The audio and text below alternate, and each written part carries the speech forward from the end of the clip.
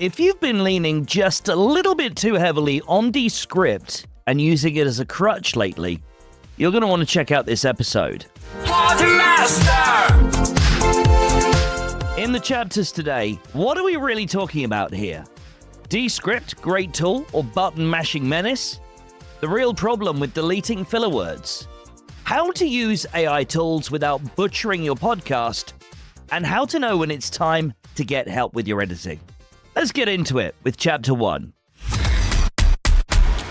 What we're really talking about here. So here's the point of this episode. AI-powered editing tools are getting better by the day. But better doesn't mean smarter. And it definitely doesn't mean they understand your voice, your brand, or even your bloody audience. The podcasting world has fallen in love with click-to-fix tech. The bros love it. It's quick, it's simple, and it helps them be prolific.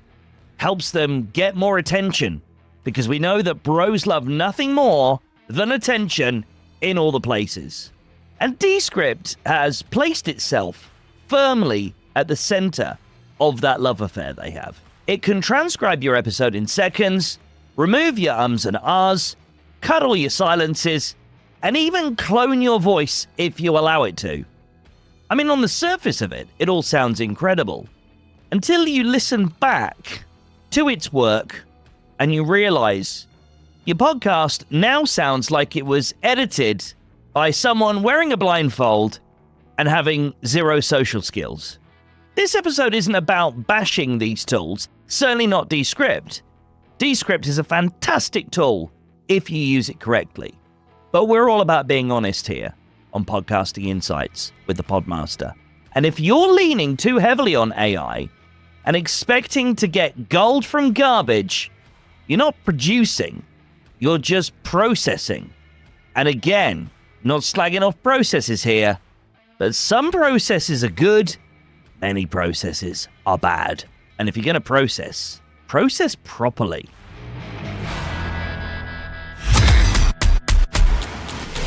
Chapter 2. Descript. Is it a great tool or a button-mashing menace?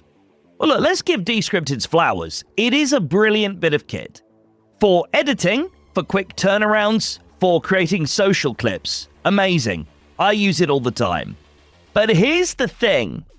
Descript doesn't know context. It absolutely sucks with nuance. It doesn't know your tone. It doesn't care about flow. And it will happily delete all of your personality and charm in the name of cleaning it all up. I've seen shows go from sounding warm and engaging to stiff and clinical just because someone blindly clicked remove filler words. I've heard some shows sound warm and engaging and some other shows sound stiff and clinical. And the only difference is because someone blindly clicked remove all filler words and sent that out into the world without listening back through first. No second pass, no review, just misplaced confidence. Listen, it doesn't matter how you edit. If you're not actively listening back and making decisions with your human brain, Descript is absolutely going to throw you under the bus. This is why I really encourage people not to just work in the text format of Descript. You've got a waveform at the bottom there for a reason. Now, I know Descript themselves are trying to deprecate that, and I've really pushed back on their decision to do that, because in my view, as an experienced audio editor, I know how finite waveforms can be. It can be the difference between a glitching sounding breath and a perfectly executed edit. So you absolutely, definitely need to be checking each and every edit Descript presents to you as you're going along. And on that, Chapter 3. The real problem with deleting filler words. Look, I'm not going to get into an argument about whether or not filler words are good or bad, whether they make you human or sound boring and drawn out. The truth is, I do edit most filler words. They are a waste of the listener's time, and you need to get them engaged with your content as quickly as possible. And if they're having to listen to a string of filler words just to make up one sentence, Well, you could be asking them to dedicate 30 seconds of attention where 15 would have done. But the reality is, those filler words, they do exist for a reason. They're part of how we think, talk, and relate. So, you really need to think about which filler words you're going to leave in for the human journey. The odd, kind of makes a conversation sound natural sometimes. I've been known to move a filler word that I didn't want because it was in the wrong place, move it across to another place in an episode where it fits perfectly. That's the beauty of editing. You can make these editorial decisions. A tool like Descript, it can't do that for you. If you take every single filler word out without listening first, you don't sound polished. You sound weird. Editing isn't just about sounding polished. It's also about sounding human. And it's about connecting with an audience. And that means keeping in some of those imperfections that make you, you.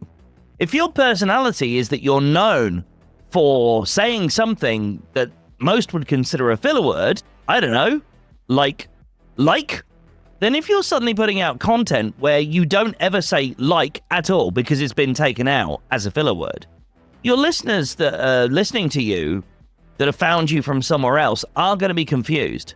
There is going to be that feeling of lack of authenticity. So give it some thought. Chapter 4. How to use AI tools without butchering your podcast. Here's how to strike the balance, and I am speaking specifically with Descript here because I dismiss tools like Podcastle and Riverside outright. Their editing software is terrible. It just isn't fit for purpose. But even with a better tool like Descript, I suggest you use AI to do the heavy lifting, not the final polish. Get Descript to generate transcripts, help spot long silences, maybe even clean up a dodgy clip that's full of filler words. But then you listen and you review every single suggested edit, and then you apply your own judgment. Just because Descript thinks you should get rid of it, it doesn't mean necessarily that you need to. And this is what it comes down to at the end of the day. Editing is about intent, not automation.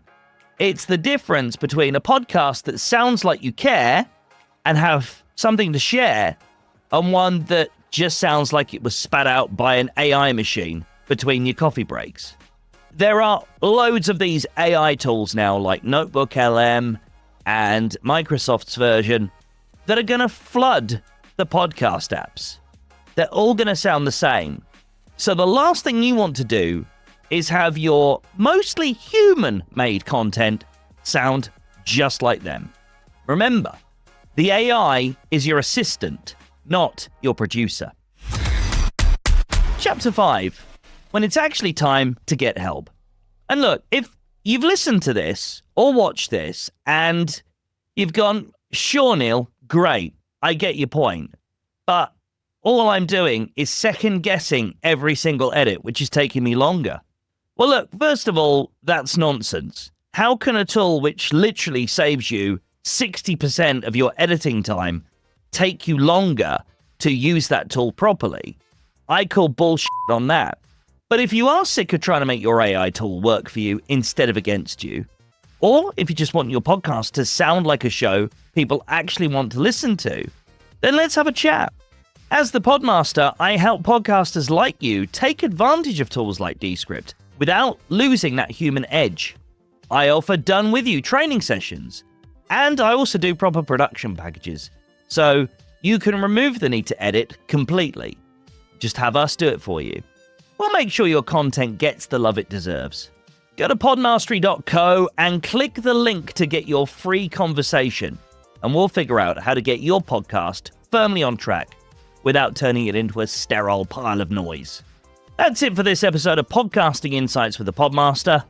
On the next episode, we're going to dig into why your podcast's first 5 minutes matter more than anything else. And here's the spoiler alert. It's not just about hooks. If you found this episode useful, share it with somebody that you know would enjoy it. Give us a follow in whichever podcast app you're listening to this in, whether that's YouTube or Apple Podcasts. We appreciate every single follow. Make sure you subscribe to the Podmastery emails. We are resuming those soon. And remember, don't just publish, progress. knows.